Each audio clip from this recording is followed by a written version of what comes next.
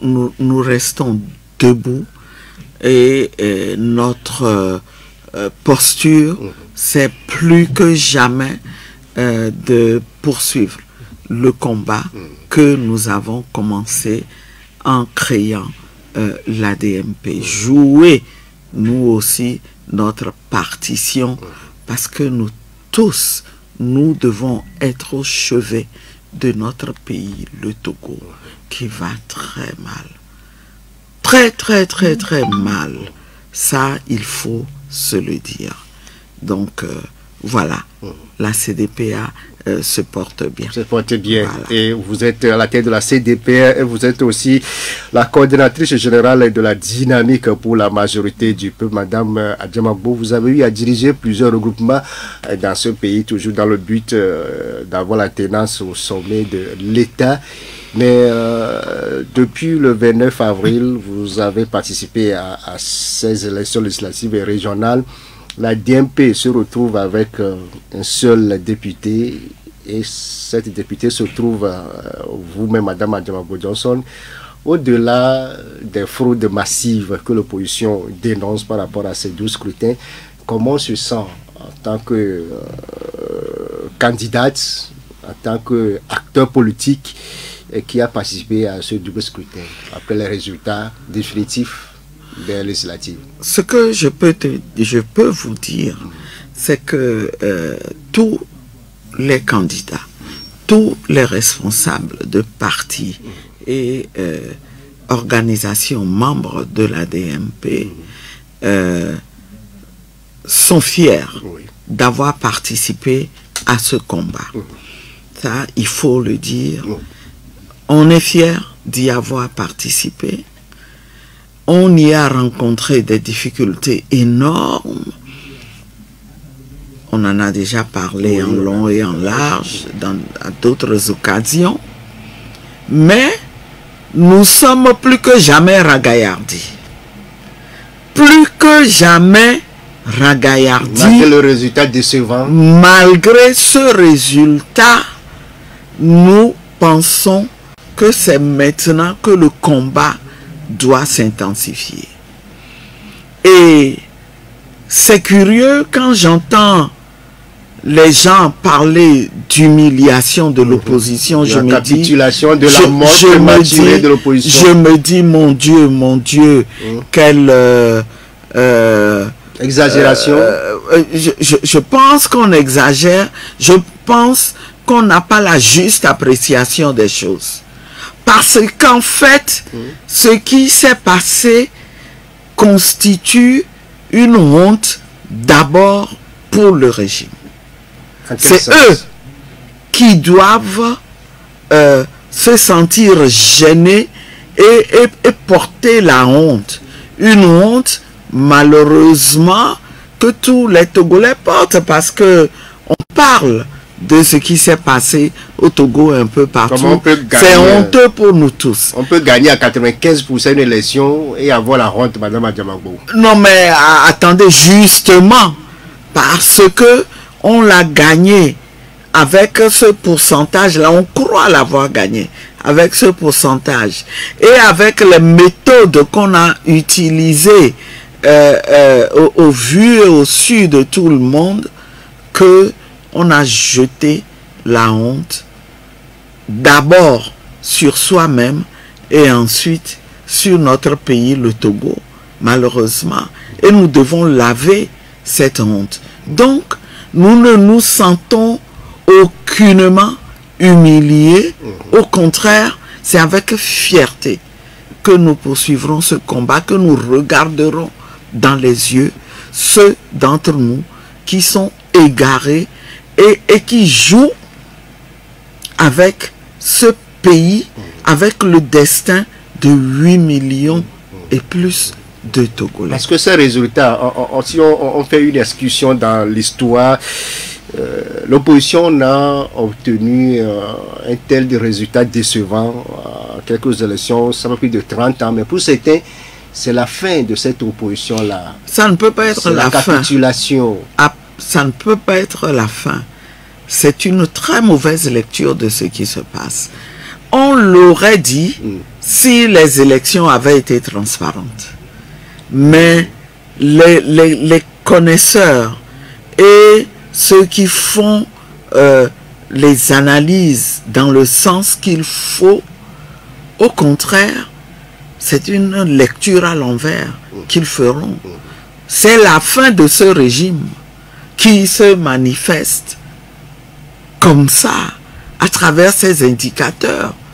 Parce que qui croit à unir, lorsque unir dit les Togolais m'ont donné 108 députés. Personne n'y croit. Et c'est parce que c'est la fin que, justement, ils ont été poussés à faire ces erreurs, ces fautes politiques graves.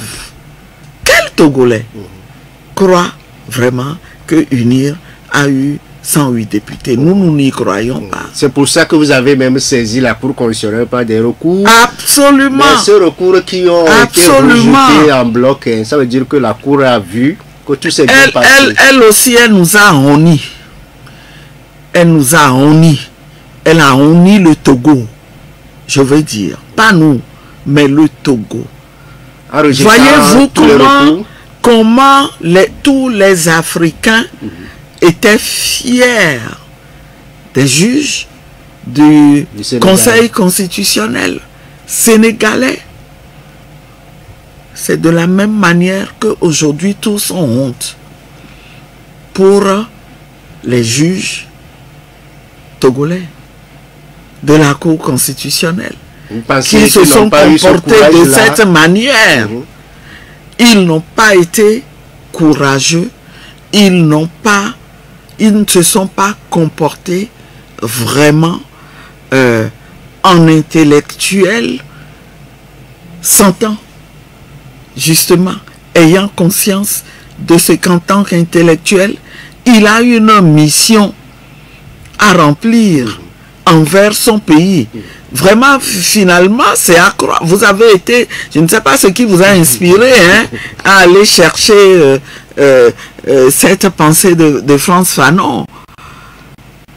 Les juges de la Cour constitutionnelle ont raté leur entrée, une entrée positive et glorieuse dans l'histoire du Togo. Nous sommes à un tournant où il nous fallait justement des Togolais conscients de leurs responsabilités, qui disent non, voilà ce qui est, arrêtez la dérive. Malheureusement, ils n'ont pas été à la hauteur. Nous savions, mais voyez-vous, avec notre avocat, quand on devait faire notre dernière conférence de presse, on a dû changer certains termes de la déclaration liminaire parce que notre avocat nous a dit non, positiver et donner-leur le bénéfice du doute. Eh bien, aujourd'hui, ils ont montré qu'ils ne méritaient pas cette confiance a priori. Et ils porteront sur leur conscience le rôle qu'ils ont eu à jouer dans ce moment précis. Madame Adjamagbo, au-delà de ces aspects relevés par le parti au pouvoir, est-ce qu'au niveau de l'opposition, au sein même de la classe politique de l'opposition, est-ce qu'il n'y a pas de matière à réfléchir par rapport à ces résultats? Certainement, certainement, il y a matière à réfléchir. Et je peux vous dire que des concertations sont en cours, on se parle. On se parle parce que cette minorité-là que on nous a attribuée injustement et qui ne reflète pas la réalité, cette minorité, on a besoin d'en faire une minorité de combat. Montrer que ce n'est pas la quantité qui compte, mais c'est la qualité. Et nous sommes arrivés à un moment où il faut vraiment que nous prenions nous aussi nos responsabilités. Donc on se parle, on se parle et vous aurez de nouvelles. Demain, non, sera beau. Il ne faut pas parler trop vite. En tout cas, le combat, le combat continue. Et par rapport à ces 5 sièges que vous avez obtenus au niveau de l'opposition sur les 108 du parti au pouvoir, d'aucuns estiment que votre présence à l'Assemblée nationale serait quand même inutile. Est-ce que les 5 voix-là seront retentissantes parmi les 108 de UNI? Un véritable problème de santé que vous allez faire à l'hémicycle. Que vous répondez-vous à ces langues-là? Je pense que c'est une façon de voir les choses, mais que je désapprouve totalement. Je désapprouve parce que nous avons conscience que nous sommes dans le combat. Et pour mener ce combat-là, on a besoin de combiner plusieurs stratégies. On a besoin de saisir des opportunités. Et notre intention, ce n'est pas d'aller nous taire et de nous comporter comme les membres d'une assemblée mouton. Mais au contraire, c'est de montrer que là où 108 moutons sont rassemblés dans une assemblée, eh bien, disons, 5 chiens, par leur aboiement, on ne va pas quand même les qualifier vont se faire remarquer. Ils ont été élus comme le peuple. Ils sont comme vous attendez à quoi? Faut pas les attendez à quoi sous ce vocable-là. Non, vous attendez à quoi? Comme vous, soyons, oui, bien sûr, ce sont nos compatriotes. C'est des Togolais. Nous ne les rejetons pas. Mais nous ne nous faisons aucune illusion. Nous savons pourquoi ils ont été mis là-bas. Ils ont été placés là-bas pour un travail donné. Et nous, en tant que patriotes, aimant notre pays et proches de notre peuple et de ses aspirations, eh bien, nous ne pouvons pas faire corps avec eux. Nous ne pouvons qu'être des porte-voix authentiques du peuple togolais. Et nous avons l'obligation de trouver des moyens innovants pour impacter ce qui va se faire là-bas. Donc vous êtes, et c'est ce que nous comptons. Donc vous êtes prêts au niveau de l'opposition, les 5 députés là, à faire la rentrée mardi prochain? Posez-moi la question pour la DMP. Oui. C'est la mission, en tout cas, que mes collègues de la DMP ont définie pour leur seule représentante au sein de cette assemblée. Vous l'avez évoqué tout à l'heure qu'il y a des discussions entre vous, acteurs de la classe politique togolaise, pour certains aussi, avant d'y aller, avant d'aller à cette assemblée nationale. Il faudrait qu'au moins vous, les 5 là qui sont désignés, vous vous concertiez aussi entre vous pour parler d'une même voix. Est-ce que des consultations que vous venez d'évoquer aussi entrent dans ce cadre-là? Absolument. Absolument. Moi, je peux vous dire que nous nous sommes parlé, nous avons échangé. Et ces échanges-là vont se poursuivre dans les heures à venir. Mais sous quel signe vous placez cette mandature qui arrive? De combat, de défi? Ce sera une mandature de combat. Surtout de combat. Et vous avez évoqué tout à l'heure le combat de la société civile contre la nouvelle constitution qui veut instaurer une 5e république. Eh bien, nous faisons partie de ce combat-là. Et ce sera un axe prioritaire. Et donc, il va falloir qu'on fasse en sorte que les aspirations des Togolais soient prises en compte. Les Togolais sont contre ce qui a été fait. Les Togolais n'ont pas demandé à entrer dans une 5e république. Les Togolais n'ont pas dit et n'ont pas cette conscience-là que ce dont ils ont besoin, c'est un changement de leur constitution.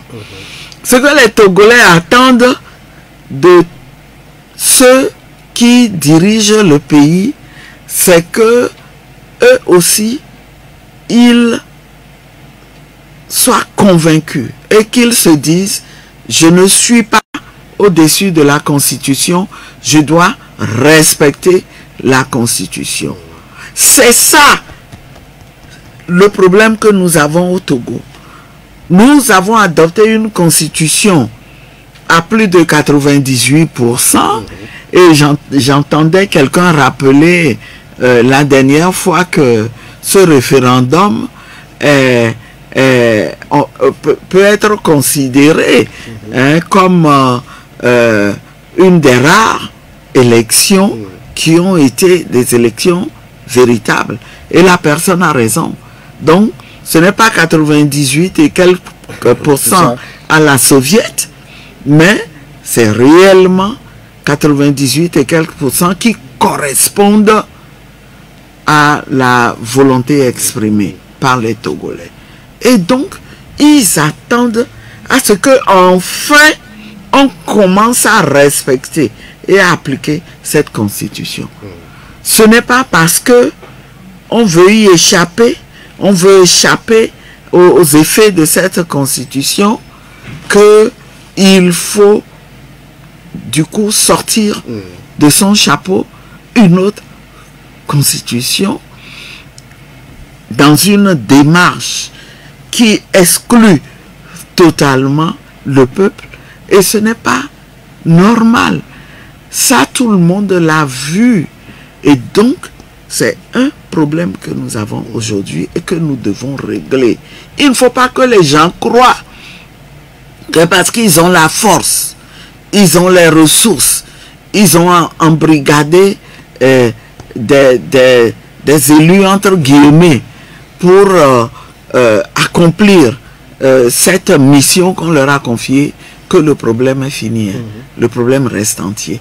Et nous sommes de cœur avec cette partie de la société civile qui, elle aussi, remplit sa mission, la mission de sa génération, en disant non à cette constitution. Donc, vous n'oubliez pas que nous sommes dans Touche pas à ma constitution. La DMP est membre de Touche pas à ma constitution. Nous adhérons totalement aux positions de cette coalition qui a dit haut et fort qu'elle ne reconnaît pas cette constitution-là. Et nous mènerons notre bataille. Alors surtout, ne nous demandez pas, mais vous êtes allé aux élections, vous êtes élu. On n'est pas allé aux élections sous cette constitution. Est-ce que vous avez commencé la campagne sous la 4e? Oui. Vous êtes élu sur la 5e République? Non, non, non, non, jamais. Sous la 4e, la preuve, au moins, les juges que nous critiquons ont eu l'honnêteté, au moins, ils ne pouvaient pas juridiquement ne pas mentionner cette constitution-là de 1992 dans leur visa. Et donc, on n'a pas été élu pour appliquer la constitution de la 5e République. Non. Madame, Monsieur, nous sommes avec Madame Brigitte Kafi Adjamabo Johnson, la secrétaire générale de la DM, secrétaire générale de la CDPR et coordinatrice de la DMB, lui, député lors de la législative du 29 avril. L'actualité de la semaine, c'est aussi cette synthèse que nous fait ici RVC. La Cour suprême s'apprête à proclamer le 21 mai prochain les résultats définitifs. Merci beaucoup à vous RVC pour la synthèse de l'actu de la semaine au Togo. Retour en studio avec notre invitée principale, Madame Brigitte Kafi Adjamabo Johnson, la secrétaire générale de la CDPR, coordinatrice de la DMP et lui député. Madame, après les législatives, la page des régionales sera définitivement tournée le 21 mai prochain avec les résultats définitifs qui seront proclamés par la Cour suprême du Togo. Oui, ça a été annoncé, mais vous savez, nous ne nous attendons pas à grand-chose. Hein. On sait comment le système fonctionne. La CENI a reçu des instructions pour aller dans un sens donné. C'est ce qu'elle a fait dans les résultats provisoires qui ont été annoncés, et ce qu'elle a commencé à faire déjà au moment du dépôt et de la validation des candidatures. Vous n'oubliez sans doute pas que rien que pour les régionales, 9 listes de la DMP ont été invalidées. Cela s'inscrit dans ce plan funeste-là, et un plan vraiment qui révèle une folie collective. Moi, c'est ce que je dis, de montrer que un seul parti qui a gouverné ce pays, qui gouverne ce pays pendant 60 ans, hein, eh bien, ce parti-là est tellement majoritaire. Il est adoubé par les Togolais. À part les 108 sièges, le parti uni rafle aussi 137 sur les 179. Absolument. 42 pour vous au niveau de l'opposition. La DMP se trouve avec 4 conseillers régionaux. Absolument. Absolument. Donc, tout ça participe de la même logique. Donc, vous ne vous attendez pas à grand-chose. On s'en fout de la réalité. On s'en fout de l'opinion des Togolais. Et on s'en fout de ce qu'ils ont exprimé dans les urnes. Nous, on fait ce qu'on veut. C'est à cela que nous allons encore assister. Hein, quand on voit la manière dont cette Cour suprême s'est comportée. Quand nous avions déjà exercé un recours contre l'invalidation de vos listes, de certaines de nos listes, on s'attend. Vous l'avez encore saisi par rapport au résultat? Absolument, parce qu'il faut le faire pour prendre date, pour avoir des preuves. Pour avoir des preuves. Vous savez, quand vous échangez avec les gens, surtout des acteurs de la communauté internationale, on vous demande, est-ce que vous avez exercé le recours? Comme si, en exerçant ce recours-là, on aurait rétabli le droit. Mais non, vous le faites nous pour savons, on le fait pour avoir des preuves de ce que nous disons. Qu'on ne nous dise pas que nous incriminons gratuitement, sans preuve, les acteurs qui animent ces institutions-là. Le constat qui se dégage, c'est que tous les acteurs qui ont participé à ces élections font des critiques, excepté le parti au pouvoir, et ce qui s'est passé au niveau du NED. Vous l'avez écouté, son président national, ex-président, qui a décidé de partir, hein, de quitter la scène politique. Et vous l'avez écouté, que ce qui s'est passé à ces élections ne s'est jamais reproduit, ne s'est jamais produit.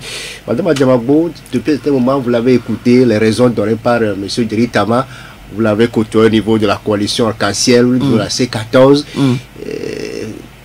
Qu'est-ce que ça vous dit, son départ précipité de la scène politique?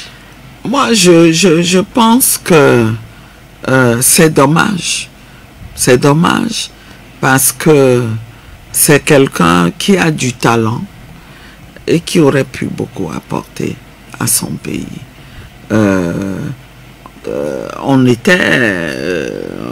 On a cheminé ensemble dans la coalition Arc-en-Ciel, comme vous l'avez rappelé, mais nos chemins se sont séparés. On ne partageait plus du tout les mêmes convictions. Et les conséquences qu'il tire de ces élections semblent indiquer que il revient finalement à la réalité des choses. Mais ce qui est dommage, c'est qu'ils disent qu'il quitte la scène politique. Il aurait pu rejoindre ceux qui ont compris très tôt que ce régime, il faut le combattre. Et le combattre avec constance jusqu'à ce que nous atteignions nos objectifs qui sont principalement de provoquer l'alternance enfin au Togo et d'ouvrir la voie, de lever l'hypothèque qui pèse sur ce pays et qui, si vous voulez, fait de plusieurs générations des sacrifiés. Et nous faisons partie de cette génération aussi. Moi, je me considère comme faisant partie des générations qui ont été sacrifiées, mais qui ont en revanche la mission de tout faire pour libérer l'avenir, pour les générations futures. Au lieu de participer à ce combat, il décide de partir. Bon, il a fait son choix. On lui souhaite bon vent, mais on espère que d'autres jeunes qui auront vraiment compris que c'est nous qui devons transformer. Nous avons quelque chose à faire, c'est de transformer le Togo. Parce que tel qu'il est, il ne nous plaît pas, il ne nous convient pas, et personne ne viendra le transformer à notre place. Je souhaite que d'autres jeunes n'écoutent pas le conseil qu'ils semblent avoir donné aux jeunes, mais au contraire, découvrent leur mission et courageusement. Parce qu'il avait dit que si les élections devaient être organisées dans les mêmes conditions, il n'encouragerait pas les jeunes à s'y engager. Mais si les conditions changent, ces jeunes-là peuvent... Mais les conditions ne changeront pas d'elles-mêmes. C'est nous qui nous battrons pour qu'elles changent. Et ça fait partie du combat que nous menons. Ok. Par rapport à la Constitution, Madame Adjamagbo, vous êtes juriste de formation. Le texte est promulgué par le chef de l'État, mais aujourd'hui, il n'est pas accessible aux Togolais selon nos informations. Il faut attendre sa publication au journal officiel. D'abord, avant de l'avoir, les OSC l'ont fustigé. Vous avez écouté le professeur David Dossé qui dit que c'est une situation ubuesque. Absolument, c'est une anomalie, non? Non, c'est une anomalie. C'est une anomalie. Parce que tout porte à croire que même ceux qui sont censés l'avoir adopté n'ont pas le texte de cette constitution. On ne voit circuler que des bribes par-ci et par-là. Et ce n'est pas normal. Ça ne se passe dans aucun pays. Parce que c'est au nom des Togolais qu'on adopte toutes les lois. Et les Togolais ont le droit, ils ont le droit même de participer au débat pour les simples lois. Ils ont, mais dans d'autres pays, on instaure des débats publics qui éclairent les élus du peuple sur la volonté et sur les besoins des citoyens et qui les oriente dans la définition du contenu de la loi qu'on va adopter. Et nous parlons d'une constitution, la loi fondamentale. On ne peut pas dire que c'est la première fois que nous adoptons une constitution au Togo. Nous avons bien vu comment ça s'est passé en 92. Avec le référendum. Avant d'être adopté par référendum, mais les populations ont pris connaissance du contenu du projet et ont exprimé leur avis à ce sujet. Des avis qui ont été pris en compte. Donc, ce n'est pas qu'on ne sait pas comment faire. On sait bien comment faire, mais on a décidé de faire autrement. Et ce faisant, eh bien, on montre clairement que on n'a pas l'intention de choisir une constitution pour le bien du peuple, mais pour se maintenir au pouvoir. Même les étrangers ne s'y trompent pas. Je fais référence à l'extrait que nous avons écouté tout à l'heure. Même les étrangers ne s'y trompent pas. Et malgré les règles de la diplomatie, même la France, qui est un partenaire important du Togo, eh bien, quand on lit bien la position qui a été exprimée la dernière fois par tout récemment par le porte-parole du Quai d'Orsay, eh bien, on voit bien que, bon, on ne peut pas donner des ordres à un pays qui est censé être souverain, parce que la personne qui est là est censée incarner la souveraineté du peuple. Même si cette personne ne l'incarne pas. Est-ce que le pouvoir de Lomé peut revenir en arrière? Mais c'est le peuple. C'est le peuple qui est souverain. Ça dépend du peuple. Si les Togolais veulent, si nous voulons, il n'aura pas d'autre choix que de revenir en arrière. Il n'aura pas d'autre choix. Si nous le voulons, parce qu'il n'est pas propriétaire du Togo. Ce n'est pas il détient une souveraineté qui nous appartient à tous et que nous pouvons lui reprendre. Donc ce combat-là, ça peut aller loin. Ça peut aller loin. Les Togolais disent ça suffit. Parce que pour certains, la messe est déjà dite par rapport à cette constitution. Mais que non. Vous allez faire votre rentrée le mardi prochain. C'est le plus facile qui a été fait. C'est le plus facile qui a été fait en adoptant en catimini et en promulguant la constitution. Le plus dur, c'est de tenir avec. Voilà. Okay.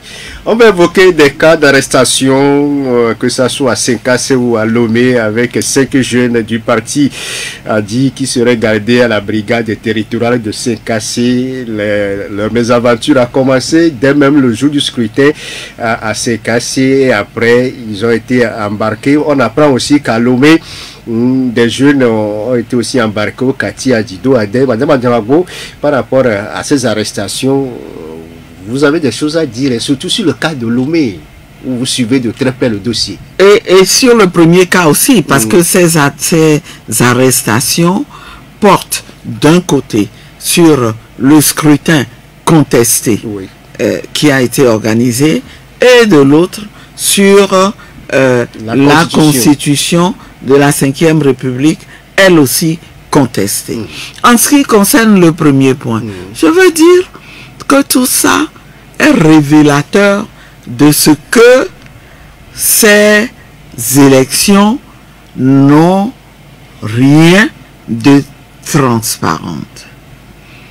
Comment pouvez-vous imaginer que des jeunes qui se sont battus pour la transparence des élections, que au lendemain de ces élections, on s'en prenne à eux et qu'on laisse de côté les auteurs de fraude?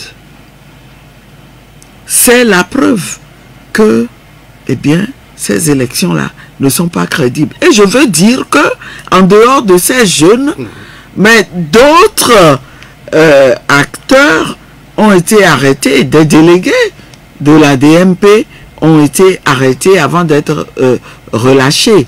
Et même la tête de liste de la DMP dans l'amour, le président du parti politique La Racine, Monsieur Oucha Sylvanus, a été arrêté le jour même du scrutin.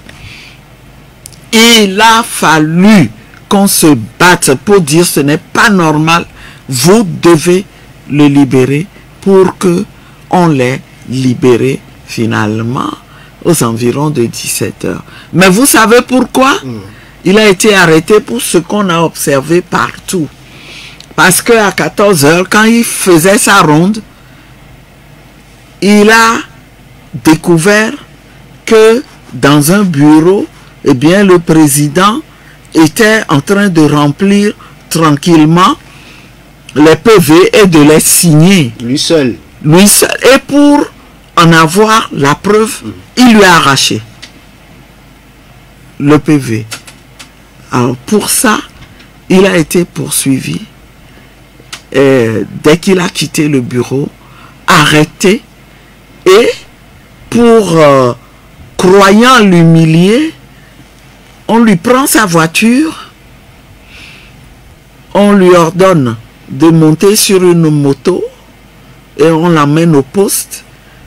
Et malheureusement, l'agent qui s'est permis de se mettre au volant de sa voiture pour conduire l'a endommagé parce qu'il ne sait pas conduire. Vous vous rendez compte? Mais il y aura une suite à cette histoire-là aussi. Il est plus que jamais déterminé à se battre. Il va poursuivre. C'est maintenant, il nous a dit, oh, c'est maintenant même que le combat va commencer. Maintenant, pour les jeunes sur la Constitution, parce qu'ils auraient fait des vidéos, selon nos informations. J'ai vu les vidéos de ces jeunes. Et je me suis dit, mon Dieu, il y a de l'espoir pour ce pays. Que les jeunes là puissent comprendre les enjeux de ce qui se passe au point de se dire non, nous aussi on va contribuer à ouvrir les yeux aux gens, et ils ont conscience de ce qui est en jeu, c'est leur avenir. C'est quelque chose que j'ai vraiment admiré et adoré. C'est pour ça que nous dénonçons. C'est un cas que nous suivons. Nous savons que les organisations de défense des droits de l'homme s'occupent du dossier, pour l'instant sans résultat, mais nous dénonçons avec notre... Mais ils sont arrêtés pour quel motif, Madame Adjamagbo, ces jeunes? Ils ont été grossiers dans la vidéo. Pour ce qu'ils produisent, il paraît que on veut chercher qui est derrière et les manipule. Vous voyez?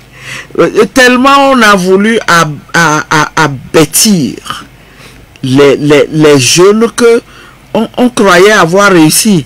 On est étonné de voir qu'il y en a qui sont restés intègres et qui peuvent faire une lecture juste de ce qui se passe. Mais le régime se trompe. Hein. Il y a beaucoup de jeunes comme ça qui comprennent bien ce qui se passe. Ils sont total combien de jeunes? Et tous, ils sont 3 à être gardés jusqu'à présent au SCRIC, parce que on ferait des investigations pour découvrir qui les manipule derrière. C'est avec cet incident-là que j'ai découvert les vidéos. Je me suis dit, mais il y a de l'espoir quand même dans ce marasme-là que nous vivons. Donc nous demandons que ces jeunes soient rapidement libérés, qu'il s'agisse des jeunes des Charo Boy 228, c'est le nom de leur groupe, ou des jeunes de Sinkassé. C'est des jeunes qu'on devrait féliciter parce que ils ont agi en tant que bons citoyens. Et ce n'est pas la DMP qui a exhorté les Togolais à la vigilance citoyenne pendant les élections qui les condamnerait pour ce qu'ils ont fait. Donc, dans l'intérêt de la paix, il faut rapidement les libérer pour que nous puissions voir ce qu'il faut faire pour l'avenir de ce pays.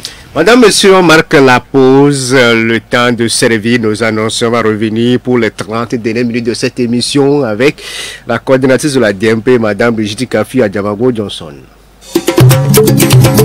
Gobi ala na bala dalla miga faru do kono mi labar ku fingi myomba mo agole gba sito sobo sito ape sito mission towi kovi zangira kevi agu na palmana modelo ko bizo de ti samba yakis elkana ko ba mi labaru si modaw mbabande kara da pangono sanka sena bamba do mi ti sanko fatana telel maladoda myomba mo mana mde ti sanka falo ko badko e ligba sito de ke ko da ba ya si ligba simina jam budlana no vanurada ya da serabang bona soda François ya si pasurel na jam damana sutral de lo ko biza da yazim dana myomba ingalina balmana mde ti sanka falo badko e abumi bosimi jam bujona zirgi de no bawo baya si rai na bosimi de ke ko jomle na mina elka bamumi kazoge lok falage njolo da nini alenga dalle ngende na elka won kan garafin biz min bizi ya bacetikewa basimi kan garafin bi kakada ngando kenire na tele lobe kodumo lodo fala kodumo kenire lodo na tonwa na tuduzu na tanaza fala elka wezemi yo elka bangweri bizanda. Elle ouvre la prière. Aspirez-vous à rester dans une atmosphère remplie de la puissance du Saint-Esprit afin de dominer sur cette terre? Voici pour vous l'occasion à ne pas rater. La grande séance de retraite et de réveil spirituel, session de mai 2024 au camp de prière, Rona Metodi à Haute-Copéyé dans la préfecture de Vaud. Nom de Dieu, l'évangéliste Paul Nousseyevo vous y invite. Elles sont arrêtées et madame, vous demandez leur pure et simple libération. Absolument. Nous demandons leur libération parce que ces jeunes sont des modèles, doivent être présentés comme des modèles pour les autres. C'est important parce que ce à quoi on assiste de la part de ce régime est inquiétant. Ce que ce régime veut faire des jeunes est inquiétant. Ils ont quand même des projets pour ces jeunes-là aussi. Non, tout le monde sait que ces jeunes, ces projets ne sont que de la poudre aux yeux. C'est une sorte d'appât pour ces jeunes-là, sans pour autant que ça ne les aide à grandir.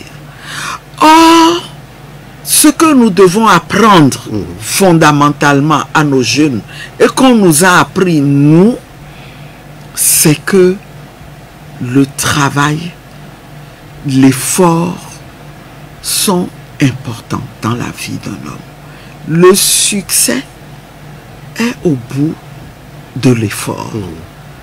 Au lieu de cela, on veut faire croire aux jeunes dans une logique matérialiste qu'on ne peut pas comprendre, que très rapidement, vous pouvez avoir ce que vous souhaitez.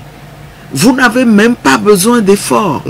Et c'est comme ça qu'on les attire. Dans la logique du gain facile. Dans la logique du gain facile, on veut enrôler tous les jeunes dans sa coma. Allons-nous développer notre pays. Et globalement, comme vous avez trouvé l'attitude de ces jeunes-là lors des dernières élections, mais c'est contestable. Ces jeunes sont les socles de l'avenir, absolument. Avec quoi nous allons construire le Togo?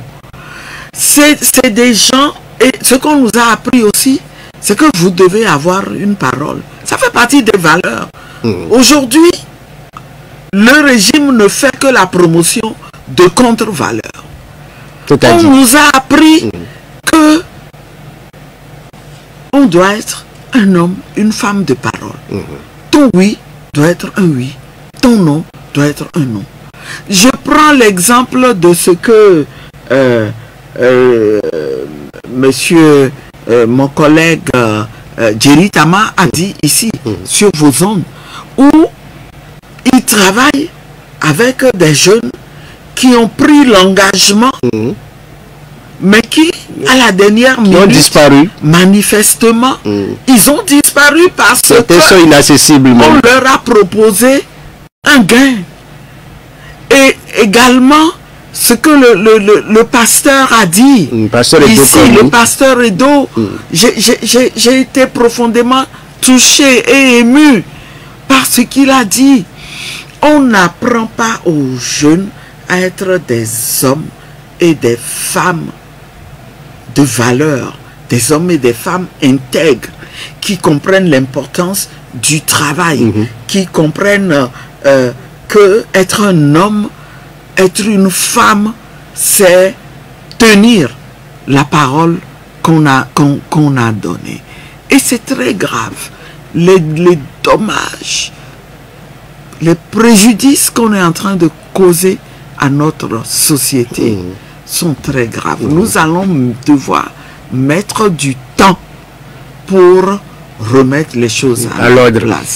Et on leur dit,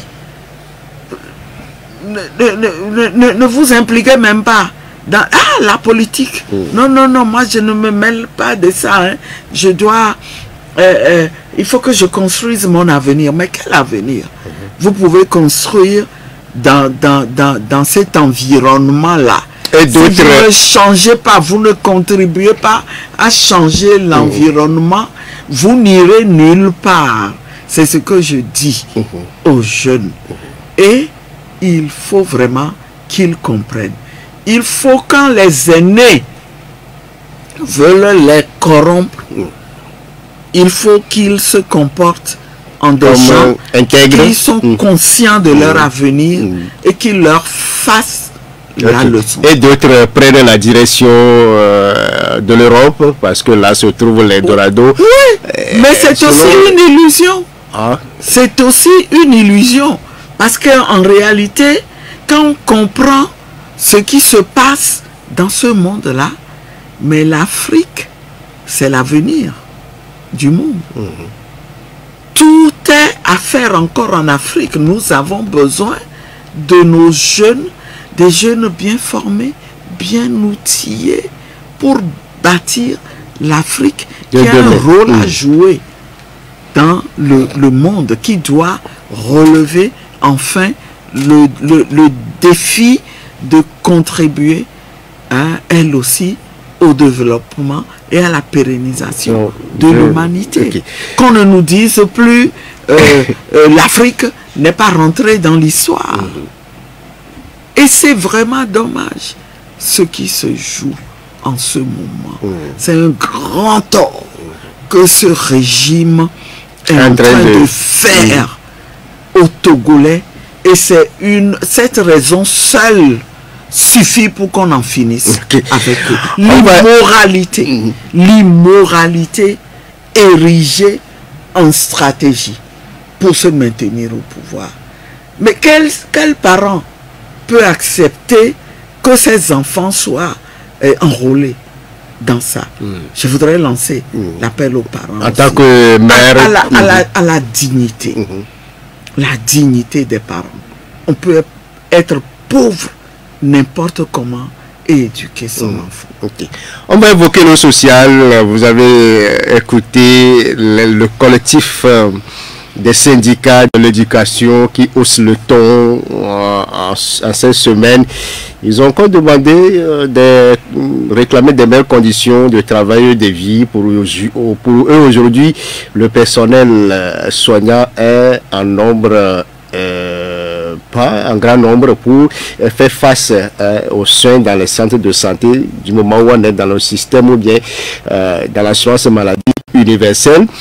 Madame, cette semaine aussi, on a suivi de plein fouet cette pénurie de carburant, le tout couronné par le délétage qui est de retour, des situations que vivent tous les Togolais. Le délaissage est de retour malgré les initiatives prises de gauche et à droite, contrôle global, efficiente power, la centrale électrique de Sokone. Madame, est-ce qu'aujourd'hui, vous, en tant que responsable de parti politique, en tant que défenseur des droits de l'homme, vous avez compris dans les détails ce qui se passe réellement? Merci beaucoup. Je voudrais commencer par faire un constat. C'est qu'il y a un front social qui se réveille. Qui se réveille. À l'ébullition. Qui se réveille, je dis, et qui laisse entrevoir des lendemains difficiles. Des lendemains difficiles pour un régime qui se maintient, qui s'impose à ses concitoyens et qui gouverne, qui prétend gouverner sans leur adhésion. Gouverner en utilisant la ruse. Les problèmes sont là, on ne veut pas les régler. Ce front-là, il se réveille dans le domaine de l'éducation, vous l'avez dit, dans le domaine de la santé.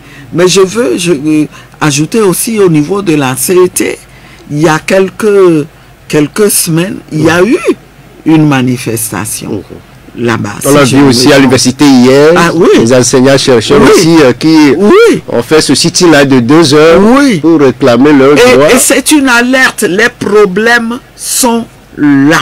C'est une bombe sur laquelle le Togo est assis. Mais à chaque fois, on use de la ruse, de la force. C'est une raison aussi pour créer les conditions pour que les Togolais aient l'impression qu'on les a écoutés dans leur volonté de changement et que on puisse discuter réellement dans la vérité avec ces acteurs sociaux dont les revendications sont légitimes pour trouver des solutions. Si on ne le fait pas, nous allons vers des difficultés. Si on utilise la force. Dans l'éducation, on a renvoyé des enseignants dans ce pays, alors que leurs revendications étaient légitimes, alors qu'ils n'ont fait qu'exercer leur droit d'être syndiqués. Mais est-ce que vous savez que sur ce dossier-là, le Togo a été condamné et on lui a demandé de créer les conditions pour que le syndicat là, qu'on prétend avoir dissous et dont on a emprisonné les membres, renvoyé les membres, pour qu'ils puissent reprendre ses activités. On n'en parle pas, on fait comme si de rien n'était. Mais c'est ce qui se passe aujourd'hui. Et donc, ce n'est pas la peine. Ce n'est pas la peine, ce n'est pas viable, ça finira par exploser. Parlons maintenant de ce problème-là d'électricité que nous rencontrons. Mais c'était prévisible. C'était prévisible parce qu'on n'a pas agi en responsable. Je me souviens que lorsque le professeur Ninevi était au gouvernement, vous savez qu'il a passé quelque temps au gouvernement comme ministre des Mines, avant de démissionner, ça il faut le dire.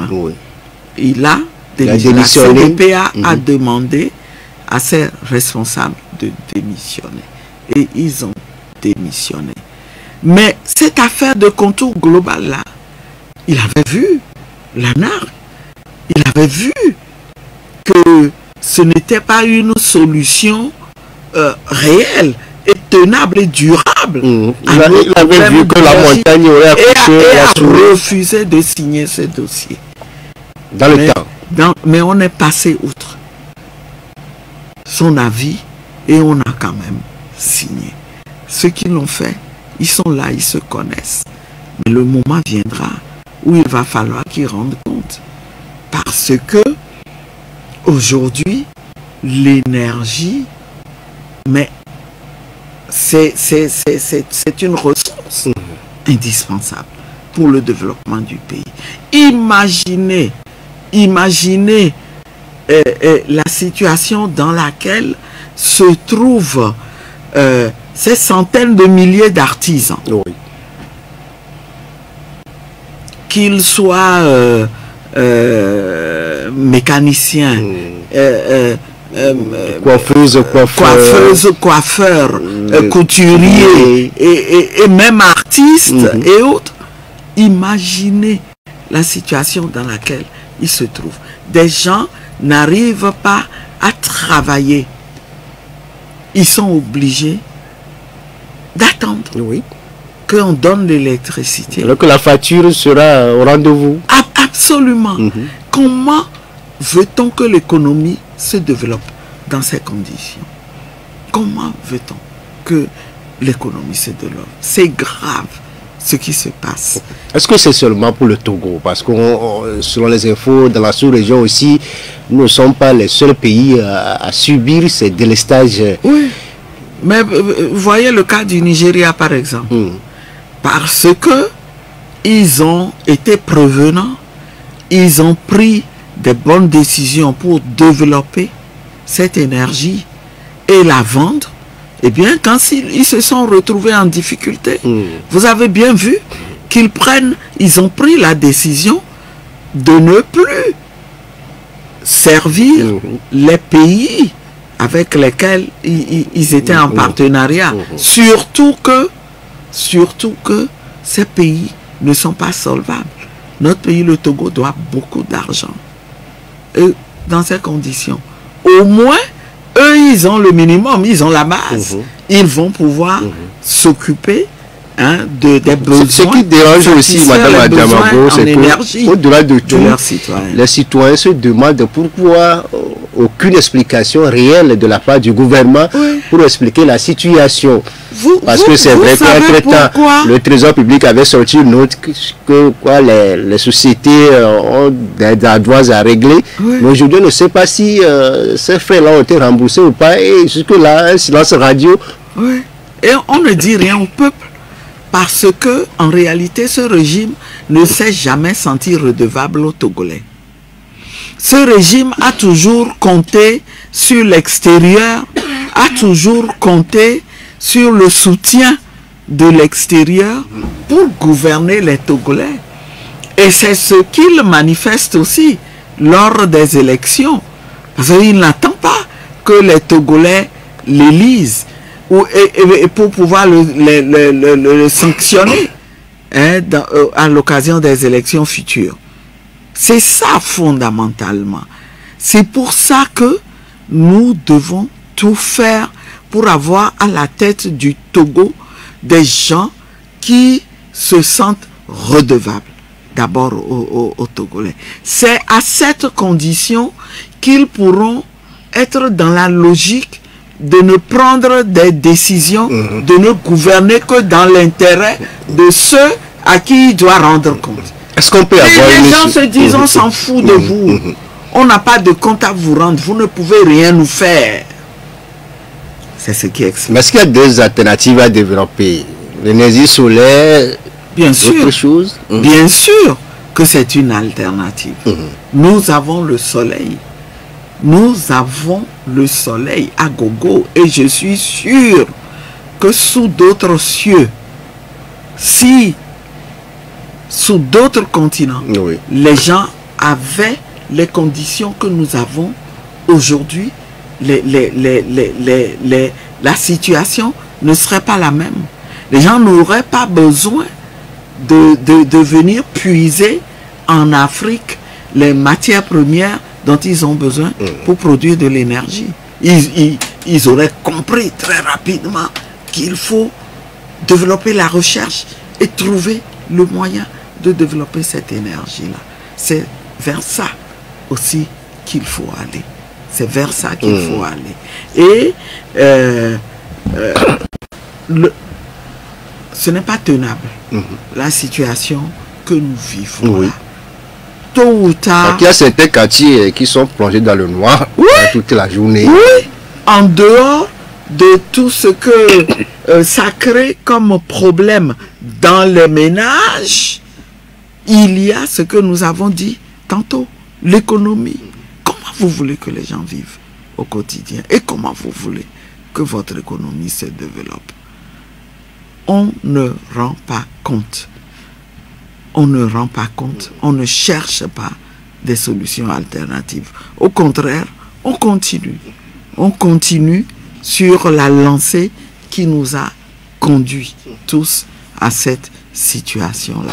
Et c'est quelque chose que nous dénonçons. C'est quelque chose pour lequel il faut demander des comptes aux responsables. Et vous pouvez compter sur nous aussi pour ça. Ok. On va consacrer les derniers minutes de cette émission à l'actualité internationale. On l'a appris, Ousmane Sonko, dans une sortie devant plus de 1000 étudiants à l'université Cheikh Anta Diop de Sénégal, a critiqué virulemment le président français Emmanuel Macron, et aussi à redéfinir, à reparler de comment les relations devaient être maintenant entre la France et les pays africains, sans oublier la grève de la faim entamée par le président Ali Bongo, pour lui, sa famille et son entourage.